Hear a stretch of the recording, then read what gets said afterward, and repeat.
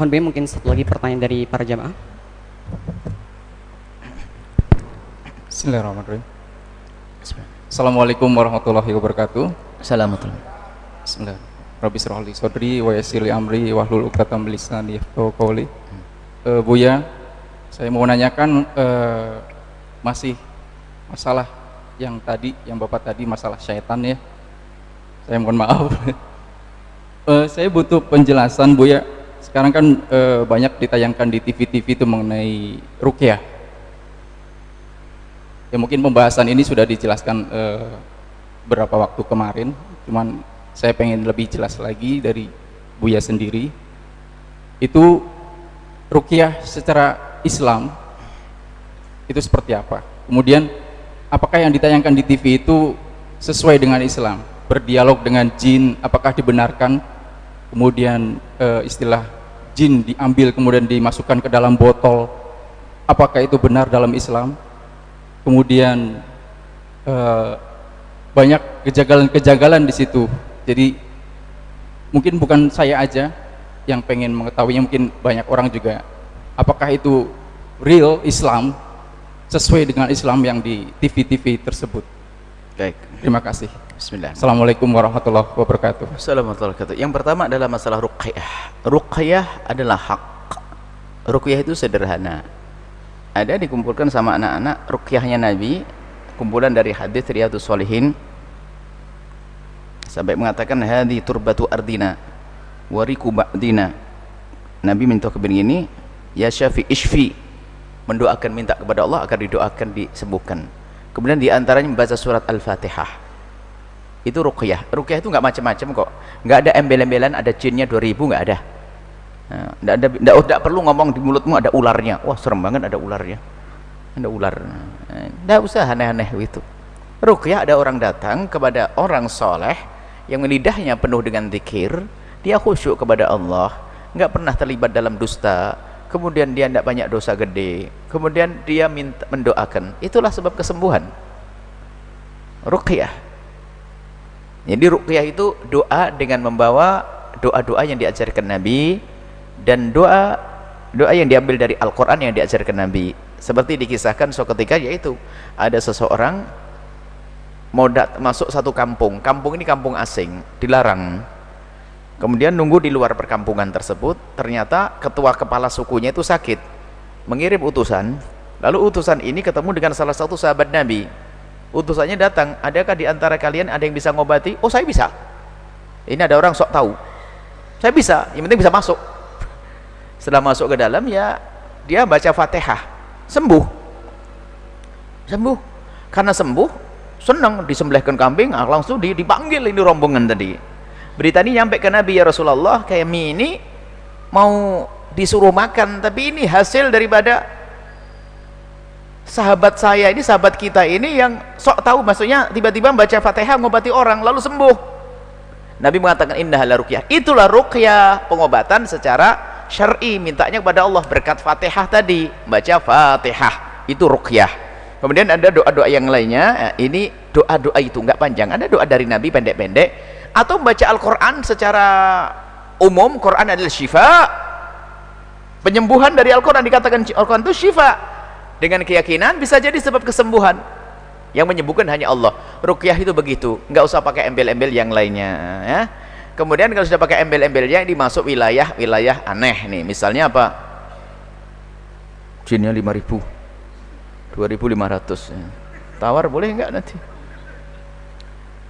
Enggak tahu. Saya pernah ketemu orang model begitu, saya bawa cincin. Masya Allah, berat ini. Allah. Saya mulai kemarin gini enteng, berat apa ini? Sudahlah, enggak usah bual depan saya. Pusing saya. Dipikir saya punya cincin, dibacain apa-apa, doa-doa gini-gini nih. Berat cincinnya. Ya Allah, jangan bual depan saya deh. Saya. Ini ada, belum lama ini orang minjem cincin saya, dia jago cincin kayaknya. Mungkin setelah itu saya nyanjung dia. Saya bangga cincin saya dipikir berat. Berat ini.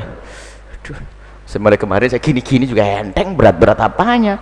Ini model pedukunan itu begitu.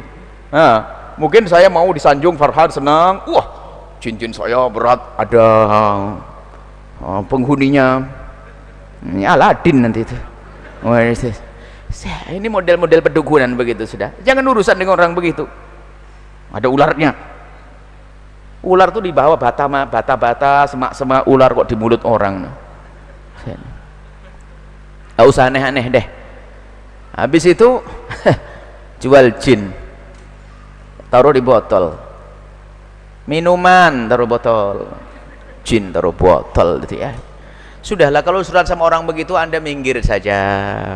Yang bisa menjadikan ramai kan media. Apa sih yang tidak bisa dijual di media? Masuk ini, itu berpikir kalau tidak aneh-aneh bingung nih. Jual tanggap jin. Saya pesen 3 deh. Suruh jaga pondok depan sana. Berapa sih harganya? Kami yakin kalau ada orang jual jin untuk jaga pondok 3 aja taruh botol, nanti insya Allah ini patungan mau bayar kok. Mana yang jual jin? Aneh-aneh ini. Gak ada itu semuanya. Jual jin. Jangan bual deh, jangan bikin umat pada kebingungan begitu. Sampai di majelis ini ada yang tanya kayak begini nih.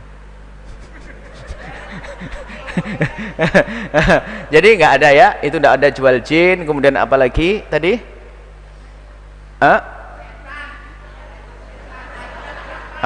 Bukan, itu sudah selesai. Saya sudah tutup, bidannya sudah kamu datang. Nah, ini yang baru ini. Tadi pertanyaan apa tadi? Ada jin dijual? Apa? Ruqyah di TV ya ada yang benar. Saya tidak pernah nonton TV itu, nggak tahu. Ya ada yang benar, ada yang enggak. Pokoknya kaidahnya begitu. Ruqyah itu sederhana. Misalnya mungkin bayi pun boleh. Sakitnya apa ibu dan sebagainya, kemudian dibacain bismillah. Karena orang soleh dia. Orang soleh itu ada anak begitu. Doain sembuh. Ini nggak bisa sembuh dengan obat itu. Tapi nggak pakai bual ya. Nggak pakai tambahan aneh-aneh. Khayal macam-macam nih. Ini untuk memberatkan ke amplop nanti ini. Kalau jin 1 kan cuman 1 juta. Kalau jin 5.000, wah 500. Ini sudah tidak usah aneh-aneh begitu deh. Kita belajar gak pernah dihadirkan seperti itu. Bahkan Imam Ibnu Hajar Al-Haytami mengatakan bahwa jika ada orang mengaku-ngaku dia bisa ngobrol ketemu jin, dialog sama jin tadi ya, ngomong sama jin dan sebagainya, ngobrol itu tidak diterima kesaksiannya. Apakah ada orang ngomong sama jin? Ada. Tapi ada ini bukan berarti setiap orang yang ngaku ngomong sama jin itu benar. Kalau model pendusta ya ngomong bisa ngaku ngomong sama jin. Tapi ada orang ngobrol dengan jin. Ada orang yang jadi gurunya jin, Syekh Yasin Al-Fadani. Bahkan pada zaman Nabi pun belajar dari jin ada. Jadi orang mengajari jin ada, dan obrol dengan jin ada.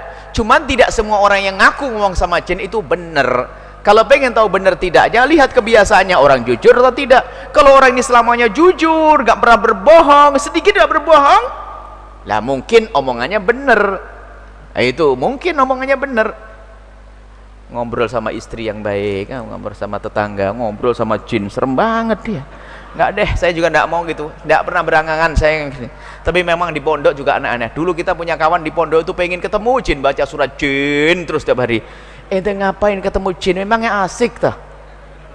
Ketemu sama orang ajib ini, ada yang bawain roti, bawain minuman, susu sama jin. Saya nggak pengen ketemu jin, alhamdulillah. Dan nggak pernah ketemu jin sampai hari ini. Nggak pengen ketemu jin. Kalau saya berangan-angan, kalau saya harus kerja keras, saya pengen ketemu Rasulullah gitu aja lah. Ketemu jin, ngobrol sama jin, nggak usah ya, ngobrol sama keluarga yang enak, selesai. Nah ini nih, kalau belajar di sini ya begini, nggak usah aneh-aneh deh. Takut masuk wilayah yang sangat dibenci oleh Allah, wilayah dusta, wilayah bohong. Orang mukmin itu mungkin bermaksiat, tapi tidak semestinya berbohong.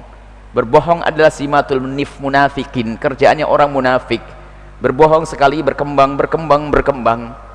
Ada seorang mukmin pernah melakukan pencuri, ada seorang mukmin lah, tapi mukmin tidak semestinya berbohong. Makanya kita tutup sebab-sebab berbohong, tutup. Kemarin kita bicara mimpi Rasulullah, hati-hati. Minggu yang lalu kalau tidak salah. Awas, jangan sampai di pondok rame ketemu Rasulullah.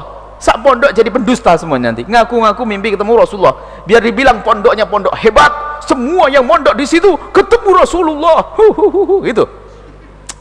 Hati-hati, akhirnya baik. Sama di Pondok Al-Bahjah, nggak ada orang lihat jin. Kalau ada santri di kamar mandi ketemu jin, tak bilang kamu jinnya. Itu. Alhamdulillah sampai hari ini nggak ada orang lihat jin di pondok. Macam-macam awas ya. Alhamdulillah nggak ada jin sampai hari ini. Pokoknya yang ngaku ngelwi jin bilang dusta dia. Tidak ada sampai hari ini orang ngaku jin. Pondoknya gede di pojok sana gelap, nggak ada orang ngaku jin. Tapi ada sebagian tempat jin terus setiap hari. Setiap malam ada jin. Setiap hari yang lihat jin. Yang banyak dusta. Itu yang saya pangkas. Maka saya omongan saya keras begini, pangkas. Nggak ada, jangan dusta. Jangan dusta, dusta itu besar di hadapan Allah. Jangan bohong. Selesai. Wallahu a'lam bishawab.